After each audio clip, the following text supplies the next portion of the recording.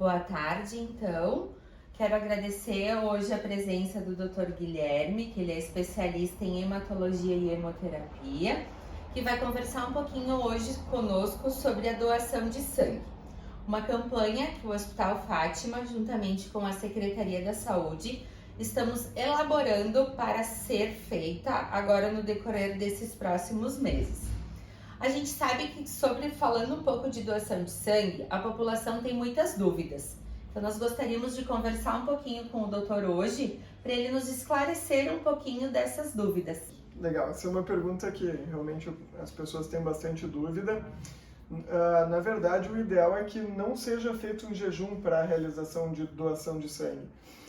O que se pede é que se evite uma alimentação muito rica em alimentos gordurosos, mas inclusive para diminuição dos riscos e dos efeitos colaterais que as pessoas podem sentir na doação, se preconiza que a pessoa faça uma alimentação saudável, beba bastante líquido e assim ficando mais seguro no momento da doação. É uma outra questão importante. É recomendado que se evite a doação de sangue em pessoas que ingeriram álcool num período de pelo menos 12, idealmente 24 horas antes, e também no intuito de deixar com que esse doador não apresente nenhum efeito colateral da sua doação, a gente acaba recomendando que a pessoa não ingira álcool nas próximas 24 horas após a doação. Então, nem amamentação, nem gestação são situações que se preconiza a doação de sangue. Existe um risco do leite secar, então a doação de sangue não está recomendada nesse grupo de pessoas. Então, existe uma lista importante de medicações que acabam impedindo a realização de doação de sangue. Alguns antihipertensivos, como propranolol, por exemplo, acaba se preconizando que o paciente fique um tempo sem fazer a doação. Então, a gente sempre sugere que antes de fazer a doação, pessoas que usam medicações crônicas e que não são doadores regulares conversem com o seu médico ou conversem com a agência de coleta de doação de sangue para verificar se a medicação ela pode ou não. No que diz respeito a procedimentos estéticos, depende muito. Então, procedimentos habituais, como Botox, por exemplo, existe uma recomendação de esperar 12 meses após a realização do Botox. Então, os procedimentos estéticos impedem a doação, principalmente naqueles que existe necessidade de punção ou perfuração ou uso de agulhas e coisas do tipo. A maioria das vacinas impede doação num período de 48 horas após a aplicação. As vacinas que forem de vírus vivo atenuado, como sarampo, rubéola, elas acabam tendo um tempo maior de necessidade entre a aplicação e a doação, que é de cerca de 12 meses. E no caso do Covid, as vacinas, de um modo geral, elas precisam de 7 dias de intervalo, exceto a Coronavac, que o período reduz para 48 horas.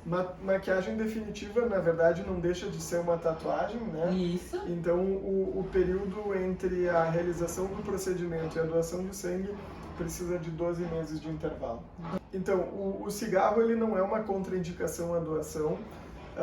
A gente pede que a pessoa fique pelo menos um período aí de 2 horas antes de fazer a doação sem fumar, para diminuir os riscos aí ou interferir na qualidade do hemocomponente coletado. A idade preconizada para doação pela legislação atual ela é entre 16 e 69 anos, sendo que dos 16 e 17 o candidato à doação precisa de autorização estar acompanhados pelos pais. E o período entre 60 e 69 anos ele pode ser realizado caso a pessoa já seja doadora previamente. Se for a primeira doação de sangue, ela tem que ser realizada exclusivamente até os 60 anos de idade. Então, o peso ele interfere na questão do volume que é coletado. O peso mínimo preconizado são 40 quilos e a altura não vai interferir, não. De modo geral, as doenças crônicas, principalmente quando bem controladas, não impedem a doação de sangue. Exceção feita aí a cânceres, de um modo geral, tirando o câncer de pele não melanoma, que acaba possibilitando ainda. No restante, as doenças que estiverem bem controladas, assim, não tem contraindicação maior à doação de sangue. Cirurgia, sim, a gente tem algumas situações, então, pessoas que já realizaram cirurgia cardíaca, cirurgia oncológica ou cirurgia bariátrica acabam sendo contraindicadas as doações. O número de doações que podem ser realizadas por ano é um máximo de 4. Homens podem realizar doações a cada 2 meses e mulheres respeitando um intervalo um pouco maior de 3 meses entre cada doação. As principais dúvidas são relacionadas aos riscos da doação, né? Então é importante ficar claro que todos esses critérios que definem se a pessoa é candidata ou não a realizar a doação de sangue são definidos para que o doador não corra risco e do mesmo modo para diminuir o risco do receptor do sangue.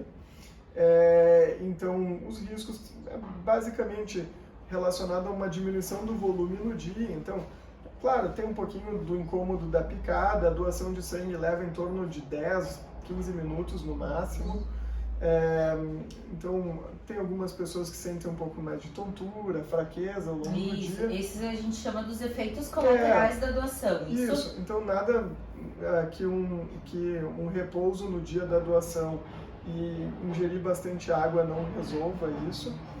E outra questão que eu acho que é importante colocar é que as pessoas que têm um histórico recente de anemia com deficiência de ferro, ou pessoas que tenham necessidade de ter realizado uma reposição de ferro nos últimos 12 meses, a gente não sugere que sejam doadoras de sangue, ainda que estejam com níveis normais de hemoglobina nos exames coletados.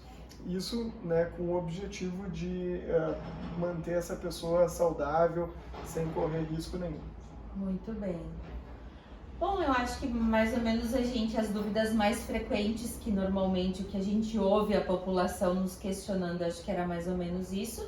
Agradeço, doutora, a tua disponibilidade mais uma vez em fazer essa participação conosco aqui hoje. Em nome da CIPA, então, e em nome do Grupo de Humanização do Hospital, agradeço mais uma vez e obrigada, doutor. Eu que agradeço o convite de estar podendo tirar algumas dúvidas desse assunto que é tão importante e relevante em termos de saúde pública.